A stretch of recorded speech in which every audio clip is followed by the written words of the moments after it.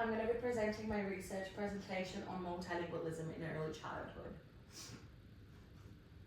A quick overview, I'm going to be going through the introduction, methodology, and results.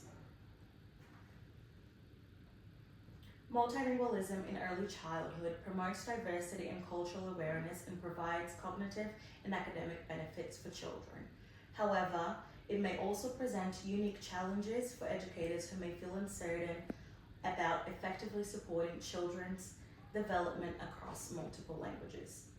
Previous studies have shown that educators' perceptions and attitudes can significantly influence the pedagogical practices and interactions with multilingual children.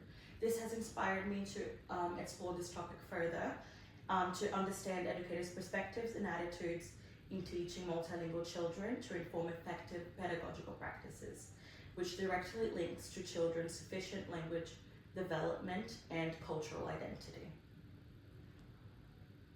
The research aimed to answer the following questions. What are the perceptions and attitudes of educators in supporting the language development and cultural identity of multilingual children in early childhood settings? And what are the barriers that educators encounter when teaching multilingual children? And how do these barriers impact the teaching practices and interactions with children? By addressing the gap in the research in an Australian context, the current research has examined the disparities in educators' attitudes and analysed how these perceptions influence the practices and interactions with children. The finding of this research will therefore contribute to a deeper understanding of how educators can effectively support multilingual children, thus ensuring their cultural identities and linguistic abilities are nurtured in alignment with the EYLF's cultural responsiveness practice. The current research has used a mixed methods design to analyse educators' perspectives, attitudes, and experiences by integrating qualitative and quantitative research methods. The use of a 12-question questionnaire and a separate 12 interview questions has assisted the researcher in providing a comprehensive understanding of the approach to multilingualism in early childhood. The sample size of 12 participants from different cultural backgrounds, early childhood qualifications, and experiences has allowed the researcher to confirm and extend findings between methods, leading to further exploration into the complexities of supporting multilingual children and the challenges that educators may face in the process. I'm going to go through the results now. This is the personal identifiable information. I also had the educator's name so I could compare to the interviews, but this has been retracted for confidentiality purposes. As it can be seen, majority of the educators were diploma qualified.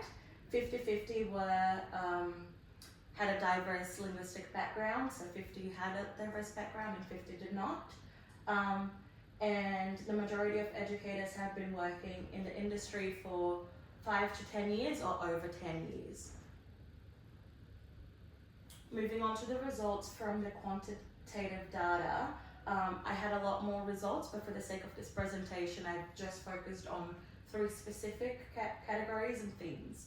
So for the beliefs on supporting language development and benefits of multilingualism, 8 out of 12 educators stated that multilingualism supports the cognitive development, such as critical thinking, problem solving, and future opportunities, and the social development, such as empathy and cultural understanding. Interactions and strategies, 10 out of 12 educators use songs, books, and other language resources as a strategy to support these children. And the challenges in teaching multilingual children, 8 out of 12 educators mentioned that language barriers such as pronunciation of words and not knowing how to speak the children's languages are the biggest challenge that they face when supporting these children.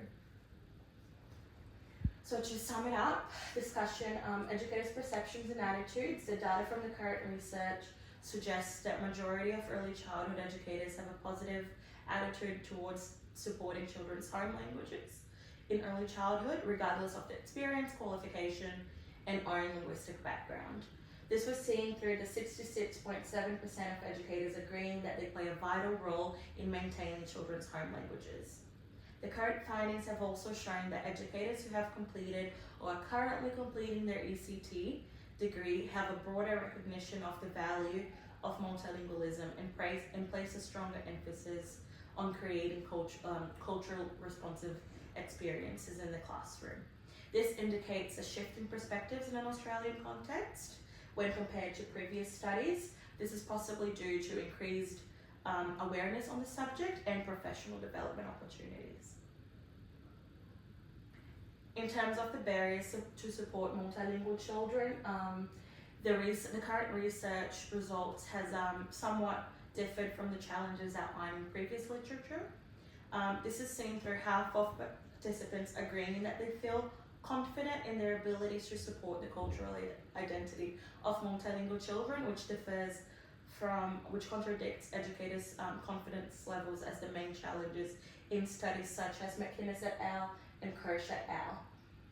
Additionally, the data show that educators believe that they do receive enough support from their institutions, which once again has contradicted with previous research. The data from the current research instead suggested that the main challenges that the sample participants face is not knowing the language themselves, scared of pronouncing words wrong, and communication with families. Moving on to the impact of teaching practices and interactions, the emerging data has suggested both positive efforts and ongoing challenges in supporting multilingual children. Educators mentioned strategies such as incorporating children's home languages in the curriculum through videos, songs, and learning to pronounce keywords to assist children with everyday tasks in different languages. Furthermore, new findings showed that educators struggle to consistently apply multilingual approaches, and once children learn to speak English effectively, it no longer becomes a priority. These results contradict with the questionnaire results, suggesting that educators may not be aware of how the practices impact consistent multilingual practices in early childhood. Moving on to limitations and recommendations, while the current study gathered responses from a range of participants with different cultural backgrounds, qualifications, and professional experiences, the relatively small sample size of 12 participants may limit the reliability of the results across the broader population of early childhood educators in Australia. Future studies should aim to involve a larger sample size encompassing a more comprehensive range of early childhood services, geographic locations, and cultural contexts. Additionally, this would assist in a deeper understanding of the diverse challenges and practices relating to multilingual education across all of Australia. As observed from the literature and current study, longitudinal studies would also be appropriate for this topic to examine how educators' attitudes and practices evolve after engaging in professional development, thus assisting in revealing the long-term impacts of training on the inclusion and consistency of multilingual practices in early childhood education. So to conclude, through a mixed methods approach using both questionnaires and interviews with the 12 participants and a comparison with existing literature, this research has revealed that educators' perceptions and attitudes towards multilingualism are diverse and shaped by their own educational backgrounds, experiences, and professional development. New findings have highlighted that some educators may not focus on maintaining children's home languages or value the continuity of multilingual practices, thereby limiting opportunities to acknowledge and promote children's home languages. Furthermore, the current study has highlighted how these barriers affect educators' interactions and teaching practices, and identified the steps the educator takes to overcome this, including collaborating with families, using physical resources, and making efforts to learn keywords in children's home languages.